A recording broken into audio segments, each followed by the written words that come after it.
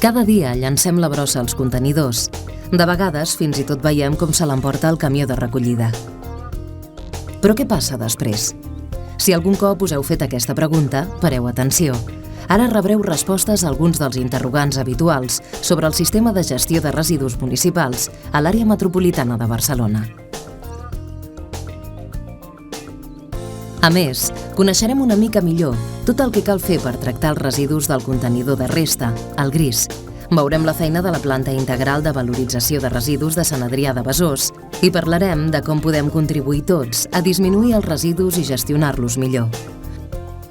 Perquè també ens hem de preguntar, què podem fer abans?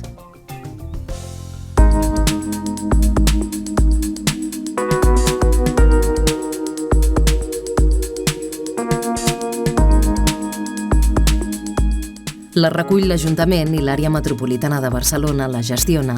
Tots els residus es tracten d'alguna manera. El vidre i el paper es reciclen directament. Els altres residus municipals es porten a les plantes metropolitanes. Allà se n'extreuen els materials reciclables, es composta la matèria orgànica o se n'obté energia. Els materials que queden i que no es poden aprofitar, el rebuig, s'usen per restaurar paisatges degradats o es dipositen de manera segura per al medi ambient.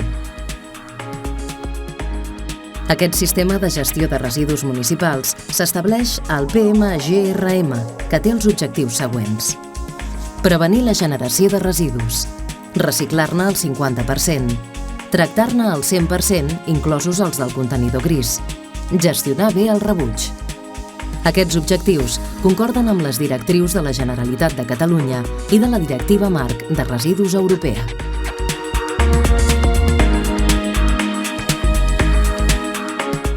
Als 36 municipis de l'àrea metropolitana de Barcelona hi vivim més de 3.200.000 persones.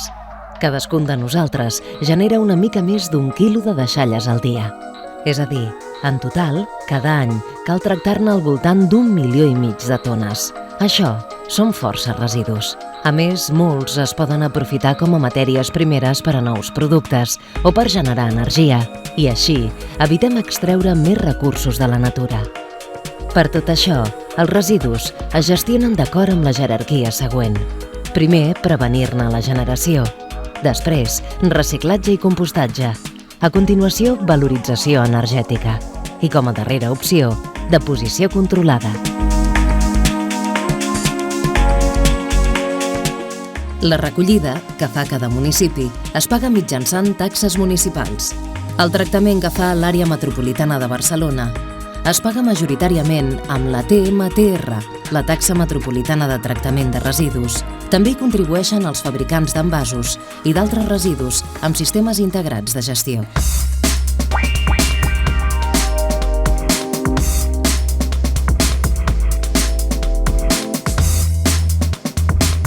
La planta integral de valorització de residus de Sant Adrià de Besòs tracta el 31% dels residus municipals de tota l'àrea metropolitana de Barcelona. Concretament, la resta de Badalona, Barcelona, Sant Adrià de Besòs i Santa Coloma de Gramenet, a més d'altres municipis en cas de necessitat. És a dir, els residus que els ciutadans no hem separat i que hem llançat al contenidor gris. També processa els residus que no es poden aprofitar del seu tractament i d'altres plantes metropolitanes.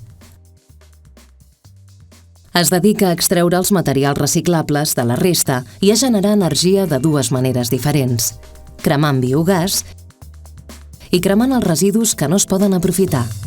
D'altra banda, aquesta planta és una de les instal·lacions que es poden visitar com a part de les activitats de sensibilització i educació de l'àrea metropolitana de Barcelona.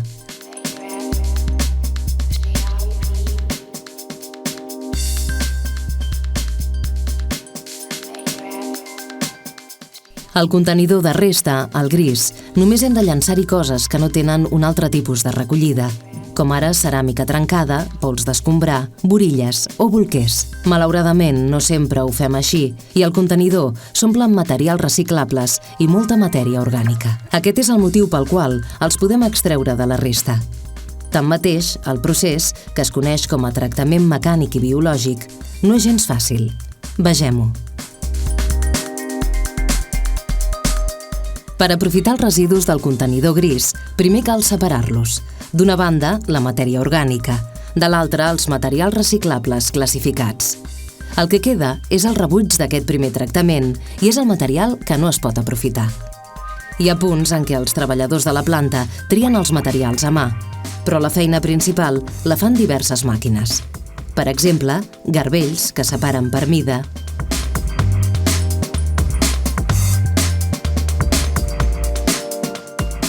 separadors balístics que ho fan per pes i forma,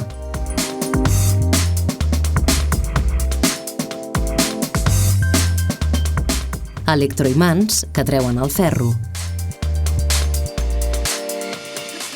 inductors de Foucault que repel·leixen l'alumini, separadors òptics que detecten el color i el tipus de plàstic. Després del triatge, els materials reciclables que s'han recuperat es premsen i es lliuren a empreses recicladores. La matèria orgànica separada es prepara per a un tractament addicional. Es barreja amb aigua i es fica als digestors durant 20 dies a una temperatura d'entre 37 i 39 graus. Durant aquest temps, hi creixen uns bacteris que s'alimenten de la matèria orgànica i deixen anar biogàs.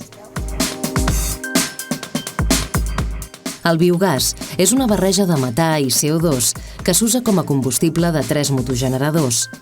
En cremar-lo, es genera electricitat. La matèria orgànica que queda després d'aquest procés d'aprofitament es porta a una planta de compostatge per fer bioestabilitzat, un material apte per fer bases de carreteres o altres obres civils.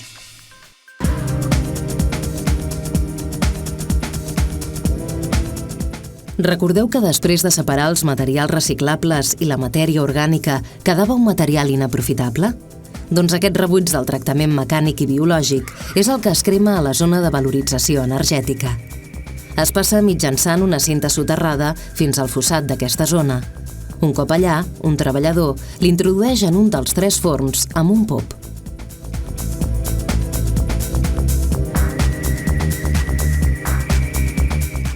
Al forn es crema aquest material a 850 graus durant 20 minuts aproximadament.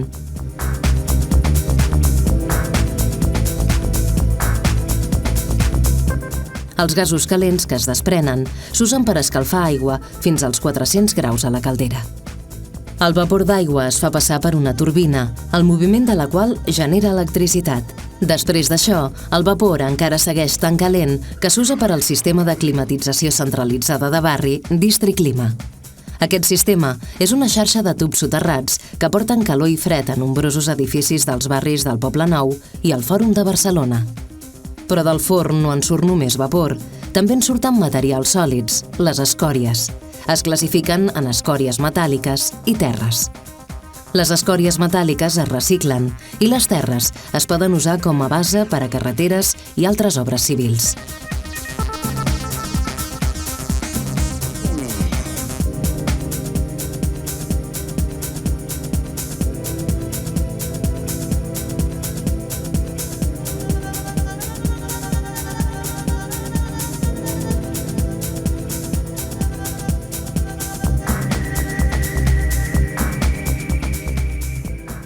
Els gasos produïts durant la valorització energètica podrien ser perillosos per a la salut i per al medi ambient. Per això, aquesta planta té un rentatge de gasos molt complet i intens que evita els riscos potencials. Ja dins del forn s'hi injecta urea per neutralitzar els òxids de nitrogen. A la sortida de la caldera hi ha un electrofiltre que extreu les partícules més grans per magnetisme. A continuació, es ruixa calç que reacciona amb els gasos àcids i s'hi injecta carbó actiu, que absorbeix dioxines i metalls. Per acabar, els gasos passen per un filtre de mànegues que reté les partícules més fines, la calç i el carbó actiu. Per garantir el bon funcionament d'aquest sistema de rentatge, la planta fa mesuraments continus a la xemeneia. Les emissions estan molt per sota dels límits legals. Aquests gasos no són l'únic impacte que podria produir la planta integral de valorització de residus municipals de l'àmbit metropolità. A la zona de tractament mecànic i biològic, l'olor és forta i desagradable. Per evitar que surti, aquesta zona està a una pressió inferior a l'exterior. L'aire s'aspira contínuament i es tracta amb un sistema d'oxidació tèrmica que l'escalfa fins als 870 graus. Així n'elimina els compostos orgànics volàtils i altres substàncies. El fossat de valorització energètica també té un sistema de captació d'aire. En aquest cas, l'olor s'elimina mentre l'aire s'usa per avivar el foc del forn. La zona de tractament mecànic i biològic també té una depuradora pròpia per tractar excedents d'aigua eventuals. El conjunt de la planta s'ha dissenyat per integrar-se bé a l'entorn urbà, és a dir, per minimitzar l'impacte visual. Totes les instal·lacions són molt compactes. Les noves naus han adquirit vida mitjançant una coberta verda. L'edifici s'ha revestit en tons blaus per fondre's amb el cel i el mar, que té de fons.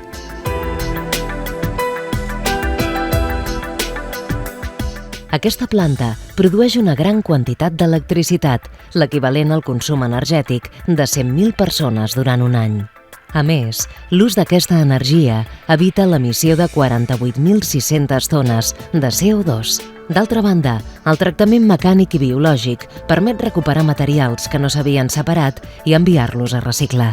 Així, després del tractament, en aquesta planta el volum de residus que s'han d'abocar és molt menor, menys d'un 7% del total que hi entra. Tanmateix, les cendres s'han de dur a un dipòsit de residus especials.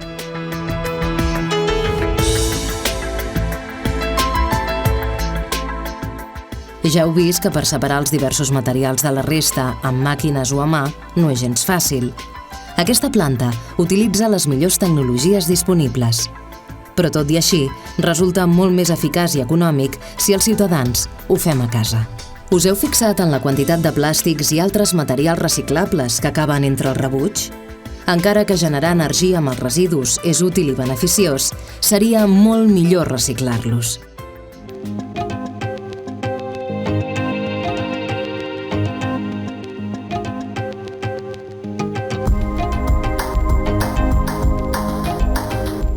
Segur que recordeu que cada any generem entre tots 1.600.000 tones de residus. Per això és tan important recuperar-los i, és clar, reduir-los.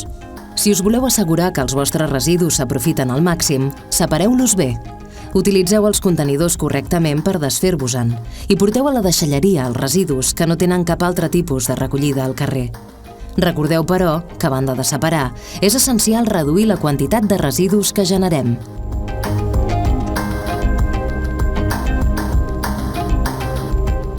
És fàcil. Passeu-vos al consum responsable. Escolliu els productes que compreu no només pel preu o la qualitat, sinó també pels efectes ambientals i socials que tenen. Penseu si de debò necessiteu els objectes abans de comprar-los. Fins i tot els regals poden ser immaterials. Eviteu els productes d'un sol ús o que es trenquin fàcilment. Compreu sense envàs, amb l'envàs mínim o amb el més fàcil de reciclar. Adquiriu productes reciclats o reciclables i eviteu els que contenen substàncies nocives o perilloses. Sabíeu que els productes d'un sol material són més fàcils de reciclar? Consumiu productes locals o fets a països amb lleis per protegir el medi ambient i els treballadors. No oblideu comprovar quanta energia i quants materials necessitareu per utilitzar l'objecte. Reduir els vostres residus i separar-los bé té conseqüències. Fareu més fàcil, eficient i econòmica la feina dels serveis de recollida i tractament de residus municipals. Evitareu que molts materials acabin a l'abocador. Com que ajudareu a reciclar i a generar energia, evitareu que s'hagin d'extreure nous recursos aquí i d'altres països, fins i tot alguns de molt llunyans. En resum, contribuireu a protegir el medi ambient de tots, reduireu la contaminació i mitigareu el canvi climàtic perquè evitareu emissions de gasos d'efecte d'hivernacle associades a l'extracció de recursos, la fabricació de nous materials, la generació d'energia amb combustibles fòssils i l'abocament de residus. Oi que us ve de gust?